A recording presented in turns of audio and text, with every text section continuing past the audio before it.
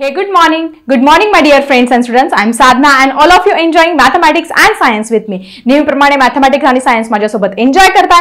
आपण 7th स्टँडर्डचं पूर्ण जे मॅथमॅटिक्स आहे ते अगदी डिटेलमध्ये तुमच्यासाठी घेऊन आलेली आहे. ही पूर्ण सिरीज आहे आपली फ्रॉम द फर्स्ट लेसन आणि आपण आज सुरू करणार आहोत एक इंटरेस्टिंग फर्स्ट सेमेस्टर आहे तुमची पहिलं सत्र आहे. प्रथम सत्राचं शेवटचं चॅप्टर आपलं राहिलेलं आहे आणि ते चॅप्टर आज आपण इथे बघणार आहोत. त्या चॅप्टरचं नाव आहे the algebraic expression on operation on it. Okay, तुम्हाला दिसतं आहे algebraic expression and operation on them म्हणजे बैजिक राशी आणि त्यांच्यावरील क्रिया मराठीमध्ये म्हणणार. हे प्रकरण आपण इथे सुरू करणार आहोत आणि सगळ्यात महत्त्वाचं हे अगदी बेसिक प्रकरण आहे. तुम्हाला जर 7th स्टँडर्ड मध्ये ह्या अल्जेब्रिक एक्सप्रेशन मधल्या बेसिक टर्म ज्या आहेत त्या माहिती झाल्या तर तुम्हाला 8th स्टँडर्ड 9th 10th आणि पुढे 11th 12th ला सुद्धा हे प्रकरण असंच असं आहे. पण यातल्या बेसिक कन्सेप्ट तुम्हाला 7th स्टँडर्ड मध्ये समजल्या तर तुम्हाला पुढे 8th 9th 10th किंवा पुढे फर्दर एज्युकेशन मध्ये तुम्हाला काहीही अडचण येणार नाही. त्याच्यामुळे तुम्ही सगळ्या ज्या बेसिक कन्सेप्ट आहे ते छानपैकी माझ्यासोबत क्लिअर करा म्हणजे तुम्हाला नेक्स्ट फ्युचर मध्ये कसलीही अडचण येणार नाही. तर स्टुडंट सुरू करूया आपलं अल्जेब्रिक एक्सप्रेशन. त्याच्या अगोदर तुम्ही तुमची नोटबुक पेन माझ्यासोबत घेऊन बसा आणि एन्जॉय करा mathematics only with DS digital school. So student ह्या प्रकरणाला सुरू करण्या अगोदर तुमच्या पुस्तकामध्ये पेज नंबर तुमचं 55 आहे. या 55 वरती एक असा चार्ट दिलेला आहे. हा चार्ट आपल्याला कशासाठी दिलेला आहे की आपण फक्त मॅथमॅटिक्स एक्झाम मध्ये येणार आहे किंवा आपल्याला पेपर द्यायचा आहे म्हणून शिकायचं काय आहे का तर नाही. तर ह्या ज्या मॅथमॅटिक्स मधल्या काही टर्म्स आहेत हे जे प्रकरण आहे याचा आपल्या डेली लाईफ मध्ये सुद्धा उपयोग होत असतो. सो आपल्या डेली लाईफ मध्ये आपल्याला कुठे उपयोग होणार आहे हे आपल्याला ह्या चार्टच्या साहाय्याने टेबलच्या साहाय्याने समजून घ्यायचं आहे. So this is the chart which is given on your textbook on page number 55. पहिल्याच पानावरती हा चार्ट दिलेला आहे. काय दिला अरेंजमेंट ऑफ स्टिक्स म्हणजे काठ्या छोट्या. आपण तुम्ही लहानपणी नर्सरीमध्ये किंवा ज्युनियर सिनियर KG ला असताना त्या काळीपेटीच्या काड्यांपासून त्रिकोण तयार केला असेल, चौकोन तयार केला असेल किंवा स्क्वेअर क्यूब अशा पद्धतीने तयार केलं असेल. मग त्याच्यात त्या स्टिक्स आहेत. या स्टिक्सची अरेंजमेंट दिलेली आहे. मग अशी 1 2 3 आणि 4 या 4 स्टिक्स पासून काय तयार झालेला आहे एक स्क्वेअर तयार झाला आहे. मग नंबर ऑफ स्क्वेअर किती आहे 1. नंबर ऑफ स्टिक्स याला किती स्टिक्स लागलेले आहे 4. मग आता ह्या मग 2 स्क्वेअर आहे तर किती स्टिक लागणार. 3 स्क्वेअर आहे तर किती स्टिक्स लागणार. 4 आहे तर किती. 5 आहे तर किती. 15 स्क्वेअर आहे तर किती स्टिक्स लागणार किंवा 100 स्क्वेअर आहे तर किती स्टिक्स लागणार. हे मोठं कॅल्क्युलेशन आहे. मग त्यावेळेस आपल्याला इथे असं मोजत बसणं हे खूप कन्व्हिनियंट नाहीये. मग अशा वेळेस आपल्याला उपयोग होत असतो आपल्या ह्या अल्जेब्रिक एक्सप्रेशनचा आणि याचा आपण इथे उपयोग करणार आहोत आपल्या डेली लाईफमध्ये. मग आता आपण काय केलं हा 4 जो आहे तो आपला 3+1 या पद्धतीने पण लिहू शकतो. याची फोड आपण अशा पद्धतीने करू शकतो. मग इथे 3 × 1 3 आणि किंवा अजून 4 कशा पद्धतीने जो 3 आहे तो 3 कशा पद्धतीने लिहू शकतो 3 1 जा 3 3+1 = 4. सो अशा पद्धतीने हे केलेलं आहे. मग आता आपण काय करूया 2 स्क्वेअर्स आहे. मग 2 स्क्वेअर्सला नंबर ऑफ स्टिक्स किती आहेत त्या काढणार कशा. मग आपण काय करणार इथे हे जे आहे इथे नंबर ऑफ स्क्वेअर किती होता 1. मग या 1च्या ऐवजी आपण काय करणार फक्त इथे 2 ही व्हॅल्यू पुट करणार. किती व्हॅल्यू पुरणार 2 ही व्हॅल्यू पुट करणार आणि आपल्याला आपला आन्सर मिळणार आहे. 3 2 जा 6 6+1 7. किती स्टिक्स आहेत तो आपल्या 7 स्टिक्स आलेले आहे. आणि इथे काय करणार 3+1 7 कसं लिहिणार आपण 6+1 अशी फोड करून सुद्धा लिहू शकतो. ही एक अजून एक्स्ट्रा ऍडिशनल स्टेप दिलेली आहे. म्हणजे आपल्याला एवढं 1 2 3 4 5 6 7 असं मोजत बसण्याची गरज नाही. सोपं छोटंसं असेल तर आपण मोजू शकतो पण मोठे जे नंबर्स आहेत त्यावेळेस आपल्याला काय करावं लागणार आहे हे अल्जेब्रिक एक्सप्रेशन अशा पद्धतीने मदत करणार आहे. त्याच्यानंतर आपली स्क्वेअरची संख्या आहे 3. मग परत काय करूया आपण ह्या 1 इथे स्क्वेअरची संख्या 1 होती म्हणून इथे 1 व्हॅल्यू टाकली. आता इथे 2 होती म्हणून 2 टाकली. आता तुमचे स्क्वेअर किती तयार झाले 1 2 3 म्हणून इथे आपण काय करूया 3 ही व्हॅल्यू पुट करूया. बाकीचं आपण ऍज इट इज लिहूया. मग आता इथे किती स्टिक्स आहे हे आपण बघा बरोबर येतंय का 3 3 जा 9 9+1 10. किती स्टिक्स आलेले आहेत 10. आपण मोजून बघूया आपलं उत्तर बरोबर आहे की नाही. 1 2 3 4 5 6 7 8 9 and 10 स्टिक्स आपल्या बरोबर आलेले आहे. त्यानंतर 10चं आपण कसं करू शकतो 9+1 असं सुद्धा त्याचं ब्रेकडाऊन किंवा आपण त्याचे फॅक्टर्स अशा पद्धतीने पण पाडू शकतो. ठीक आहे. मग आता परत 4 आता 4 आपण इथे 4 काढून घेऊया 1 2 3 4 झालेले आहे. मग आता याला किती स्टिक्स लागणार आहे. आता हे डॉट डॉट मी काही काढत नाही. तुम्ही डॉट डॉट जे आहेत ते अशा पद्धतीने काढून घ्यायचे आहेत. या पद्धतीने आपण हे डॉट्स पण काढून घेतले रॅन्डमली पटापट. ठीक आहे, मग आता ह्या 4 स्क्वेअर तयार झाले. मग या 4 स्क्वेअर मध्ये नंबर ऑफ स्टिक्स किती लागणार आहे? परत सेम करणार आहोत आपण. ही 3 आहे, इथे 3 ची व्हॅल्यू काय होती? इथे 3 व्हॅल्यू टाकली होती. आता इथे तुमचे स्क्वेअर किती तयार झाले आहे? चौरसांची संख्या किती झाली आहे? 4, म्हणून इथे 4 टाकला आणि +1. मग 3 4 जा किती झाले? 3 चौक 12 आणि 1 13. 13 स्टिक्स लागणार आहेत आपल्याला आणि 13चा आपण 12 + 1 हे असं करू शकतो. 13 तुम्ही मोजू शकतात. 1 2 3 4 5 6 7 8 9 10 11 12 आणि 13. सो अशा पद्धतीने मग असं तुम्ही नंबर ऑफ इन्क्रीज करू शकतात. मग हे सोपं जाते आपल्या कॅल्क्युलेशनला वरती काउंटिंग करण्यापेक्षा. ठीक आहे, मग आता आपण काय करूया? जी n ची व्हॅल्यू आहे ही व्हॅल्यू ही आपण जिथे n = 1 घेतलं, इथे n = 2 घेतलं, इथे n = 3, इथे n = 4 आणि आता आपण काय करणार आहे? n = 10 म्हणजे इथे 10 स्क्वेअर्स तयार झालेले आहे असं आपण इमॅजिन करूया. आता मी तिथे फिगर ड्रॉ करत नाही. मग आता ह्या 10 स्क्वेअर मध्ये किती तुम्हाला काड्या जोडाव्या लागतील त्या 10 स्क्वेअर तयार करण्यासाठी? तर काय करणार? सेम इथे 3 ॲज इट इज ठेवणार. या 4 च्या ऐवजी कोणती व्हॅल्यू टाकणार तुम्ही? 10 ही व्हॅल्यू टाकली म्हणून त्याला मी सर्कल केलेलं आहे आणि +1 करणार आहोत. सो 10 3 जा 30, 30 + 1 31 स्टिक्स तुम्हाला लागणार आहे. तुम्ही पाहिजे तर ते ड्रॉ करून मोजू पण शकतात. ठीक आहे, सो 30 + 1 31 एवढ्या स्टिक्स लागणार आहे. आणि n नंबर ऑफ म्हणजे असंख्य अनंत असेल तर मग इथे काय होणार आहे? तुमचा फॉर्म्युला तयार होणार आहे. 3 × ह्या 10 च्या ऐवजी काय होईल? तुमचा n + 1 हा फॉर्म्युला इथे तुमचा तयार झालेला आहे. ठीक आहे, सो अशा पद्धतीने हे छोटासा चार्ट तुमच्या पेज नंबर 55 वरती दिला होता.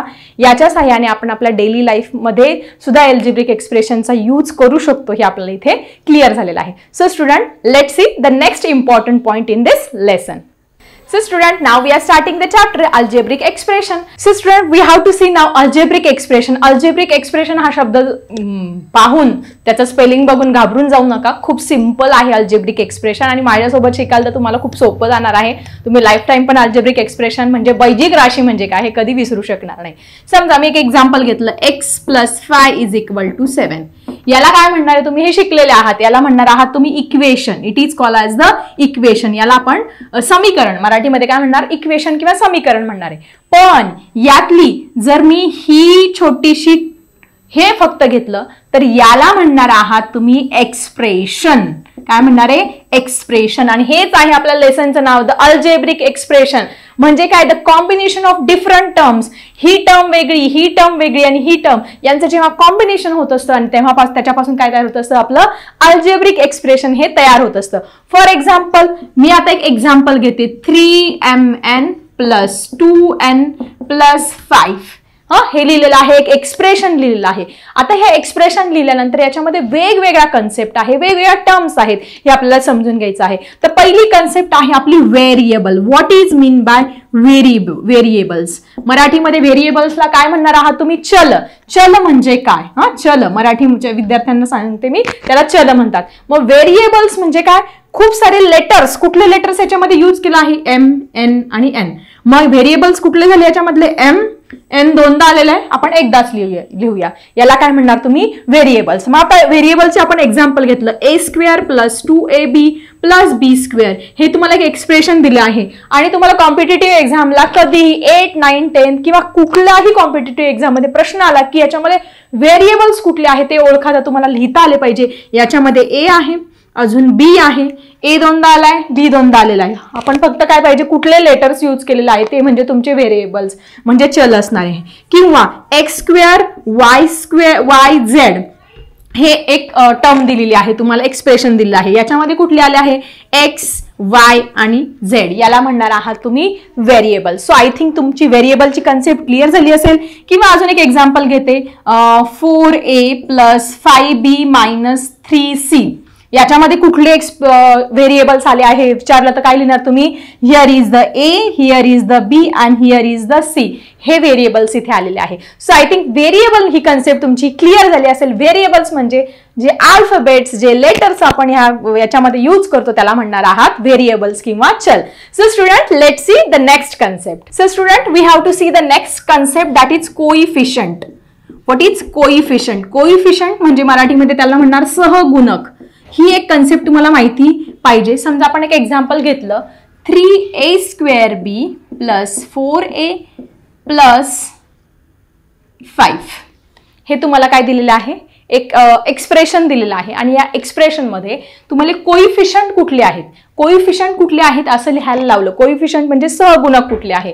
तर कोइफिशियंट म्हणजे काय, त्याच्या अगोदर ज्या संख्या लागलेल्या आहेत त्याला आपण काय म्हणणार आहोत, कोइफिशियंट. सो याच्यामध्ये कोइफिशियंट कुठला आहे 3, याच्यामध्ये आहे 4 आणि याच्यामध्ये आहे 5. म्हणजे तुमचा इथे 1 मार्क्स हा कधीही कुठलाही कॉम्पिटेटिव्ह एक्झाम मध्ये आला तर क्लिअर होणार आहे. समजा आपण अजून एक एक्झाम्पल घेतलं, a² plus 2ab plus 3b हे एक्झाम्पल घेतलं आहे. याच्यामध्ये कुठलं कोइफिशियंट, इथे काहीच नाही म्हणजे काय आहे तुमचा 1 आहे, इथे 2 आहे.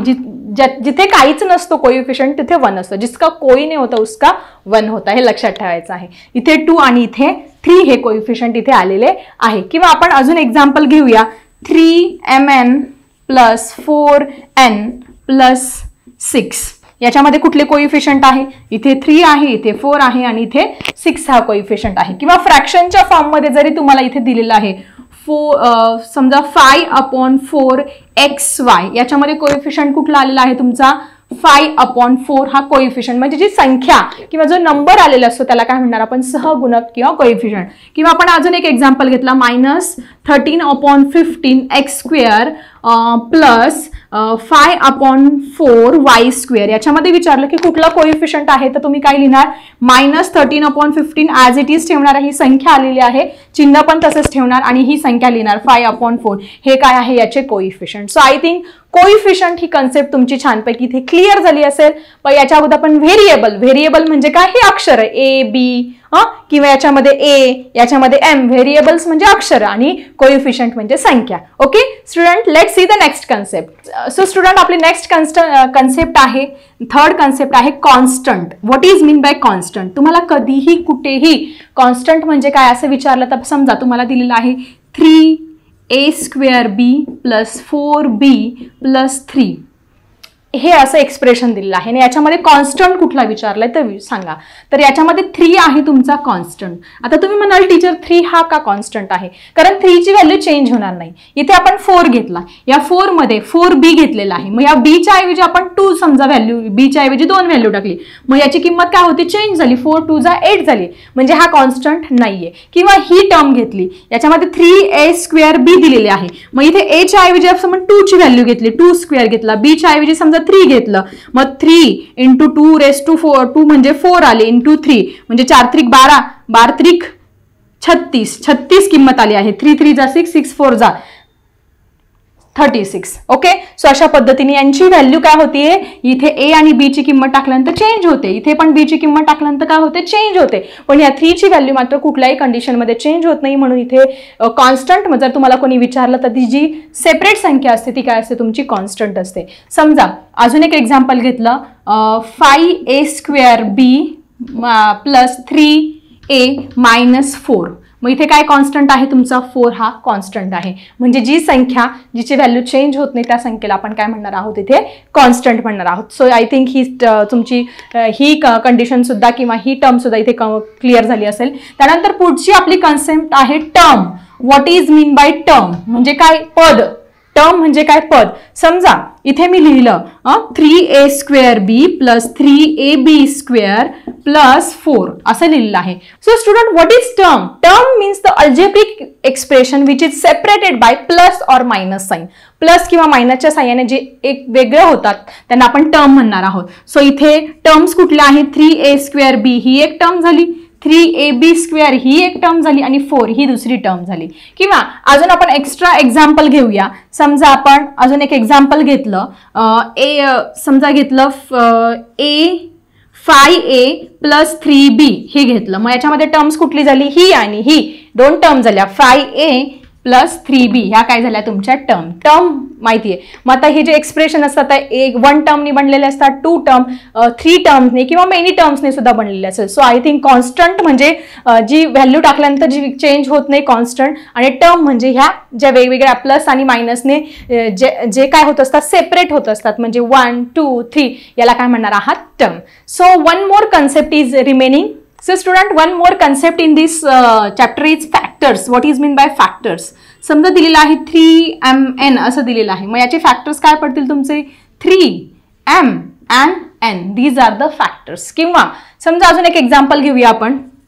2a² b दिलेला आहे. मग याचे फॅक्टर्स काय पडतील तुमचे? 2 हा a स्क्वेअर म्हणजे a हा 2 वेळा आणि b हे काय झाले याचे फॅक्टर्स झाले.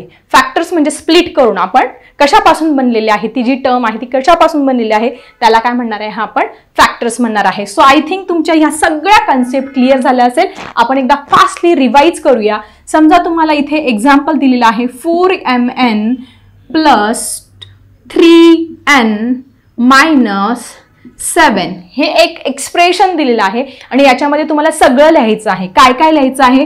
What is coefficient here, what is variable here,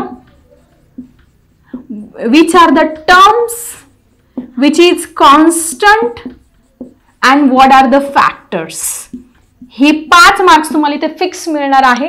coefficient coefficient मी तुम्हाला सांगितलेलं आहे. कोइफिशियंट म्हणजे काय आहे? तुमचे कुठल्या संख्या आलेल्या आहेत आणि व्हेरिएबल म्हणजे अक्षर. मग कोइफिशियंट म्हणजे 4 आहे, 3 आहे आणि तुमचा 7. These are the coefficient. Variable म्हणजे काय आहे? m आलेला आहे आणि n आलेला आहे. हे आहे तुमचे व्हेरिएबल.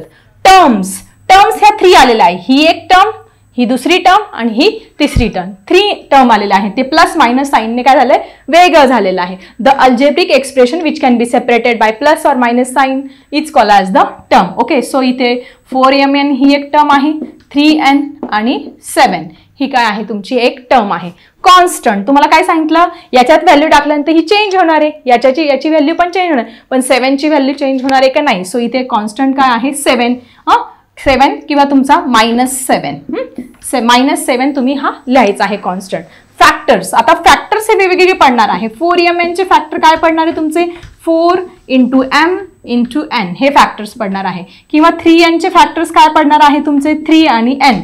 त्यानंतर 7 चे फॅक्टर्स काय पडणार आहे तुमचे? 1 आणि 7. सो अशा पद्धतीने एकाच एक्झाम्पलमध्ये तुमचे कोइफिशियंट, व्हेरिएबल, टर्म्स, कॉन्स्टंट आणि फॅक्टर्स हे इम्पॉर्टंट कन्सेप्ट या लेसनमधले तुमचे क्लिअर झाले असेल. आता मी एक एक्झाम्पल तुम्हाला देते. त्याच्यामध्ये कोइफिशियंट कुठला आहे, व्हेरिएबल, टर्म्स, कॉन्स्टंट आणि फॅक्टर्स काय आहेत हे तुम्ही मला लिहायचं आहे कमेंट बॉक्समध्ये. कमेंटमध्ये नक्की तुमच्या प्रश्नांची उत्तरं देण्याचा प्रयत्न करेल. So student, this is for your homework. हे एक एक्झाम्पल मी तुम्हाला होमवर्कसाठी देत आहे. 3a² प्लस 3ab² प्लस 8 हे एक एक्झाम्पल आहे. त्याच्यामध्ये कोइफिशियंट, व्हेरिएबल, टर्म्स, कॉन्स्टंट आणि फॅक्टर्स तुम्ही त्यात लिहायचे आहे. मला कमेंट बॉक्समध्ये त्याला मी नक्की रिप्लाय देण्याचा प्रयत्न करेल. सो अल्जेब्रिक एक्सप्रेशनमध्ये हे बेसिक तुमचं इंट्रोडक्टरी लेक्चर होतं. बेसिक कन्सेप्ट आज मी इथे क्लिअर केला. अजून याच्यामधलं जे टर्म्स आहेत किंवा अजून काही जे बेसिक कन्सेप्ट आहे ते आपण क्लिअर करूया आपल्या नेक्स्ट व्हिडिओमध्ये. व्हिडिओ जर आवडला असेल तर नक्की एक लाईक करा, फ्रेंड्ससोबत तुमच्या शेअर करा आणि चॅनलवरती नवीन असेल तर सबस्क्राईब करायला विसरू नका. चला भेटूया इंटरेस्टिंग टॉपिकसह नेक्स्ट व्हिडिओमध्ये. आता मी थांबते. Bye everyone.